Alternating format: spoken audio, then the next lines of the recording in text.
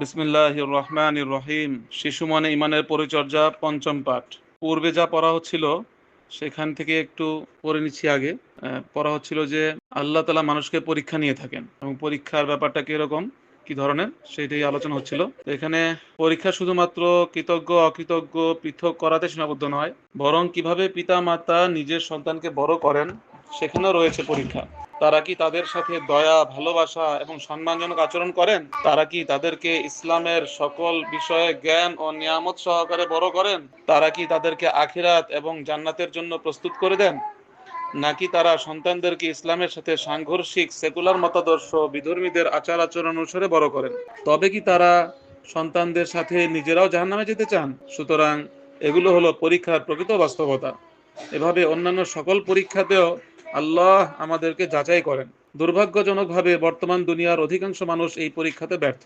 তারা যত সম্ভব এই পরীক্ষা এড়িয়ে যেতে চান। সপ্তাহে প্রায় 40 ঘন্টা বা এর থেকেও বেশি সময় সন্তানকে ডে কেয়ার কিংবা কাজের মানুষের কাছে রেখে দেন, যাদের কাছে নিজের শিশুর শারীরিক ও মানসিক প্রয়োজনগুলো পূরণ করতে বাধ্য হয়।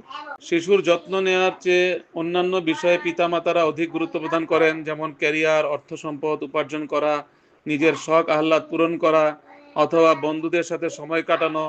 তারা ব্যস্ত থাকেন, বিভিন্ন প্রজেক্টে নিজেদের সময় শ্রম ব্যয় করেন, কিন্তু কিন্তু সন্তানদের জন্য তাদের কোনো সময় নেই, মনোযোগ নেই। বর্তমান দুনিয়ায় শিশুরা পিতা মাতার যথেষ্ট সময় ও মনোযোগ থেকে বঞ্চিত হচ্ছে। ফলাফল, পুরো সমাজ নানা রকম সমস্যায় আক্রান্ত। পিতামাতারা খেয়াল করেন না সন্তানের প্রতি অবহেলার মাধ্যমে এবং আল্লাহ কর্তৃক নির্ধারিত এই পরীক্ষায় অনুত্তীর্ণ হওয়ার মাধ্যমে তারা একটি সোনালী সুযোগ হাতছাড়া করছেন। সন্তানের পরিচর্যার মাধ্যমে চিরস্থায়ী ও আধ্যাত্মিক পুরস্কার অর্জন করা যায়, এই সুযোগ তাদের চোখের সামনেই রয়েছে, কিন্তু তারা এই ফায়দা উঠাতে ব্যর্থ। সন্তান প্রতিপালনের জন্য প্রচুর প্রচেষ্টা এবং পরিশ্রম করতে হয়, কিন্তু ভুলে গেলে চলবে না, কষ্ট যত বড় পুরস্কারও তত বেশি।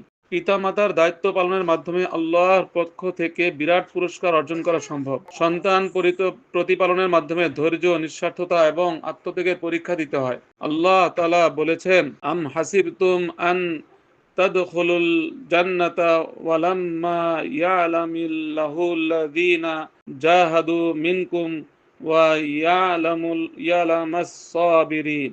তোমাদের কি ধারণা, তোমরা এমনিতেই জান্নাতে প্রবেশ করবে, অথচ আল্লাহ এখনো দেখেননি তোমাদের মধ্যে কারা জেহাদ করেছে এবং কারা ধৈর্যশীল? সূরা আল ইমরান, আয়াত নাম্বার 142। এই পরীক্ষা ঠিকঠাক পাশ করে গেলে পিতামাতার মধ্যে নানা রকমের সদ্গুণ বিকশিত এবং সুদৃঢ় হয়।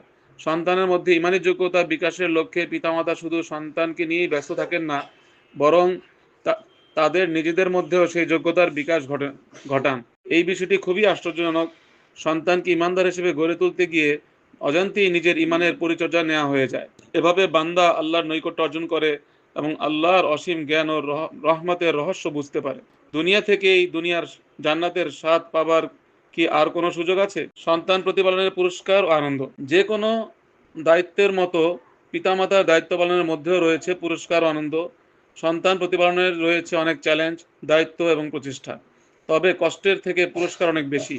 বস্তুত এর মাধ্যমেই দুনিয়াতে আল্লাহ তরফ থেকে অসাধারণ সব পুরস্কার পাওয়া যায়, যেমন সন্তানের নিঃস্বার্থ ভালোবাসা, বন্ধন ও মানবিক সম্পর্কের উষ্ণতা, বিভিন্ন খুশির মুহূর্ত শেয়ার করা, হাসি মুখের একটি চাহনি, উষ্ণ আলিঙ্গন এবং যত্নের ছোঁয়া। একবার শিশুর চোখের দিকে তাকিয়ে দেখুন, শিশুর কোমল ত্বকের স্পর্শ অনুভব করুন, তার মিষ্টি কণ্ঠের আওয়াজ শুনুন, তাহলে আপনি বুঝতে পারবেন এই উপহারের সৌন্দর্য কত বেশি। এ যেন জান্নাতের এক টুকরো আল্লাহ দুনিয়াতেই আমাদের দিয়ে দিয়েছেন। সর্বোপরি নিবেদিত প্রাণ পিতা মাতা নিজের সন্তানকে আল্লাহর অনুগত বান্দা হিসেবে বড় হতে দেখে আল্লাহর প্রতি কৃতজ্ঞ হয়। কেননা যে সন্তান আল্লাহকে ভালোবাসবে, আনুগত্য করবে, সমাজে উত্তম অবদান রাখবে এবং পিতামাতার মৃত্যুর পরে তাদের জন্য দোয়া করবে, সেই সন্তানের মাধ্যমে পিতামাতার আমলনামা নেকি যোগ হতে থাকবে। নেক সন্তান সম্পর্কে রাসূলুল্লাহ সাল্লাল্লাহু আলাইহি ওয়াসাল্লাম বলেছেন, যখন কোনো ব্যক্তি মৃত্যুবরণ করে তখন 3টি কার্যক্রম ছাড়া তার আমলনামায় কিছুই যুক্ত হয় না: সাদকায়ে জারিয়া, উপকারী ইলম এবং পিতামাতার জন্য নেক সন্তানের দোয়া। সুতরাং নেক সন্তান রেখে যাওয়ার মাধ্যমে একজন ব্যক্তি মৃত্যুর পরেও নেক আমল লাভ করতে থাকে। যা বিচার দিবসে তার জন্য উপহার হিসেবে উপস্থিত হবে। অতএব সন্তানের পেছনে পিতামাতার সকল প্রচেষ্টায় বিরাট পুরস্কার বয়ে আনে। সন্তান প্রতিপালনের লক্ষ্য উদ্দেশ্যসমূহ: কিভাবে বাবা মা এবং সন্তান নিজেদেরকে জাহান্নামের আগুন থেকে রক্ষা করতে পারে, কিভাবে আল্লাহর প্রতি তাদের দায়িত্ব আদায় হতে পারে, কিভাবে আল্লাহর প্রতিশ্রুত সুখ শান্তি অর্জন হতে পারে, নিজের সন্তানের জন্য কি লক্ষ্য নির্ধারণ করা উচিত, এই পয়েন্টসমূহ সমস্ত বই জুড়েই আলোচিত হবে। প্রথমে আমরা আমাদের নিজেদের জন্য ও সন্তানদের জন্য কিছু লক্ষ্য নির্ধারণের মাধ্যমে শুরু করা যায়। লোকমান হাকিমের একটি ঘটনা। সূরা লোকমানে আমরা লোকমান আলাইহিস সালামের বিজ্ঞতাপূর্ণ উপদেশের আলোচনা দেখতে পাই। এগুলো তিনি নিজের সন্তানকে প্রদান করেছিলেন। বিসমিল্লাহির রহমানির রহিম।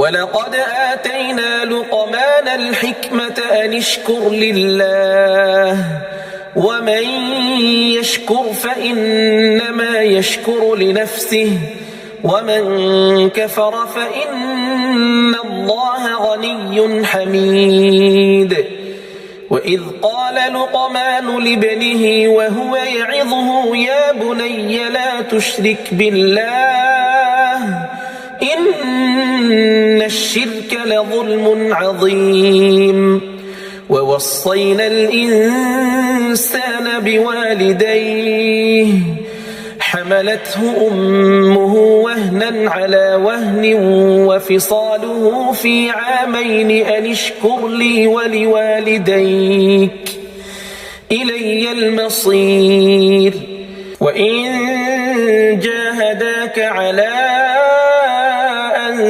تشرك بي ما ليس لك به علم فلا تطعهما وصاحبهما في الدنيا معروفا واتبع سبيل من أناب إلي ثم إلي مرجعكم فأنبئكم بما كنتم تعملون يا بني إنها إن تك مثقال حبة من خردل فتكن في صخرة أو في السماوات أو في الأرض يأت بها الله إن الله لطيف خبير يا بني أقم الصلاة وأمر بالمعروف وانه عن المنكر واصبر على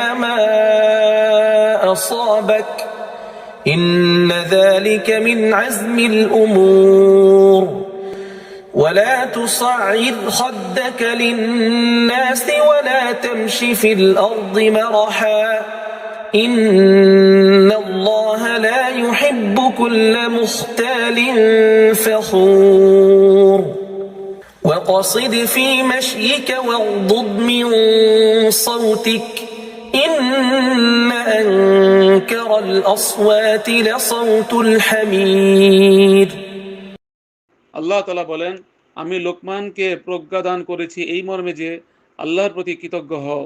সে কৃতজ্ঞ হয়, যে কৃতজ্ঞ হয় সে তো কেবল নিজ কল্যাণের জন্যই কৃতজ্ঞ হয়, আর যে ব্যক্তি অকৃতজ্ঞ হবে তার ব্যাপারে আল্লাহ অমুখাপেক্ষী ও প্রশংসিত। স্মরণ করো যখন লোকমান নিজের ছেলেকে উপদেশ দিচ্ছিল, সে বলল, হে পুত্র, আল্লাহর সাথে কাউকে শরিক করো না। যথার্থই শরিক অনেক বড় জুলুম, আর প্রকৃতপক্ষে আমি মানুষকে তার পিতামাতার হক চিনে নেবার জন্যে নিজেই তাগিদ করেছি। তার মা দুর্বলতা সহ্য করে তাকে নিজের গর্ভে ধারণ করে এবং 2 বছর লাগে দুধ ছাড়াতে। এজন্য আমি তাকে উপদেশ দিয়েছি, আমার প্রতি কৃতজ্ঞতা প্রকাশ করো এবং নিজের পিতামাতার প্রতিও। আমার দিকেই তোমাকে ফিরে আসতে হবে। কিন্তু যদি তারা তোমার প্রতি আমার সাথে এমন কাউকে শরিক করার জন্য চাপ দেয় যার ব্যাপারে তোমার কোনো জ্ঞান নেই, তাহলে তুমি তাদের কথা কখনোই মেনে নিও না। দুনিয়ায় তাদের সাথে সদাচরণ করতে থাকো, কিন্তু মেনে চলো সেই ব্যক্তির পথ যে আমার দিকে ফিরে এসেছে। তারপর তোমাদের সবাইকে ফিরে আসতে হবে আমারই দিকে। সে সময় আর তোমরা কেমন কাজ করেছিলে তা আমি তোমাদের জানিয়ে দিব। আর লোকমান বলেছিল, হে পুত্র, কোনো জিনিস যদি সরিষার দানা পরিমাণ হয় এবং তা লুকিয়ে থাকে পাথরের মধ্যে, আকাশে বা পৃথিবীতে কোথাও, তাহলে আল্লাহ তা বের করে নিয়ে আসবেন। তিনি সূক্ষ্মদর্শী এবং সব কিছু জানেন। হে বৎস, সালাত কায়েম করো, সৎ কাজে আদেশ দাও, মন্দ কাজে নিষেধ করো এবং বিপদ আপদে সবর করো। নিশ্চয়ই এটি সাহসিকতার কাজ। আর মানুষের দিকে মুখ ফিরিয়ে নিয়ে কথা বলো না। পৃথিবীতে বুকে পৃথিবীর বুকে চলনা উদ্যত ভঙ্গিতে। আল্লাহ পছন্দ করেন না আত্মম্ভারী ও অহংকারীকে। নিজের চলনে ভারসাম্য আনো এবং নিজের আওয়াজ নিচু করো। সব আওয়াজের মধ্যে সবচেয়ে খারাপ আওয়াজ হচ্ছে গাধার আওয়াজ। সূরা লোকমান আয়াত নম্বর 12 থেকে 19। লোকমান হাকিম একজন জ্ঞানী ব্যক্তি ছিলেন। তাকে আল্লাহ নিজের পক্ষ থেকে হিকমাহ দান করেছিলেন। তিনি তার সন্তানকে সেই হিকমা হতে নানা মূল্যবান উপদেশ প্রদান করেছেন, যেন সে দুনিয়া ও আখিরাতের সফলতা অর্জন করতে পারে। নিঃসন্দেহে সবচেয়ে গুরুত্ব প্রদান করা হয়েছে তাওহীদের শিক্ষা এবং শিরিক হতে সতর্কতার প্রতি, কারণ এটি ইসলামী আকীদার মূল ভিত্তি। প্রথমে আল্লাহর প্রতি বাধ্যতামূলক দায়িত্ব পালনের পর তিনি পিতামাতার আনুগত্য এবং সদাচরণের নির্দেশ দিয়েছেন। সন্তান প্রতিপালনের জন্য এই বিষয়টি খুবই গুরুত্বপূর্ণ, কেননা যদি শিশুরা নিজেদের চরিত্রে এই বৈশিষ্ট্যগুলো অঙ্গীভূত করে নেয়, তবে সন্তান প্রতিপালনের দায়িত্ব অনেক সহজ হয়ে আসে। আল্লাহ এবং পিতামাতার অধিকার সন্তানকে জানানোর পর তিনি কৃতজ্ঞতা আদায় করতে বলেছেন। এরপর লোকমান হাকিম আল্লাহ তাআলার একটি বিশেষ গুণ সন্তানের কাছে প্রকাশ করেছেন। সেটি হলো আল্লাহ সব বিষয়ে খবর রাখেন, সেটা হোক গোপন কিংবা প্রকাশ্যে কোনো বিষয়। পুত্র, কোনো জিনিস যদি সরিষার দানা পরিমাণ হয় এবং তা লুকিয়ে থাকে পাথরের মধ্যে, আকাশে বা পৃথিবীতে কোথাও, তাহলে আল্লাহ তা বের করে নিয়ে আসবেন। তিনি সূক্ষ্মদর্শী এবং সবকিছু জানেন। সূরা লোকমান আয়াত নম্বর 16। আমি যা করি আল্লাহ সব কিছু জানেন। সুতরাং আমাদের উচিত আল্লাহকে ভয় করা, গুনাহের কাজকে হালকাভাবে নেওয়া উচিত নয়। এরপর লোকমান হাকিম সুন্দরভাবে সালাত আদায় করার নির্দেশ প্রদান করেছেন। সন্তানকে সৎ কাজে আদেশ এবং মন্দ কাজে বাধা প্রদান করতে আদেশ করেছেন। এই দায়িত্ব পালন করতে গেলে বিপদ আপদ আসবে, সেক্ষেত্রে তাকে সবর করতে নির্দেশ দিয়েছেন এবং অহংকার ও বড়াই করতে নিষেধ করেছেন। এই কয়েকটি আয়াতে পিতামাতার জন্য হিকমতের গুপ্ত ভাণ্ডার সংগৃহীত রয়েছে। এই আয়াতগুলো থেকে শিশুদের জন্য অনেক মূল্যবান লক্ষ্য উদ্দেশ্য নির্ধারণ করা যায়। এক নম্বর, বিশুদ্ধ তাওহীদের মাধ্যমে আল্লাহর উপরে ঈমান অর্জন এবং শিরক বর্জন। 2, পিতামাতার প্রতি দয়া, শ্রদ্ধা এবং আনুগত্য প্রদর্শন। 3, তাকওয়া, আল্লাহ সচেতনতা আর তাকওয়া অর্জন এবং তার সর্বব্যাপী ইলমের ব্যাপারে সচেতন থাকা। 4, সঠিক সময়ে সঠিক পদ্ধতিতে সালাত কায়েম করা। 5, সৎ কাজে আদেশ ও মন্দ কাজে নিষেধ করা।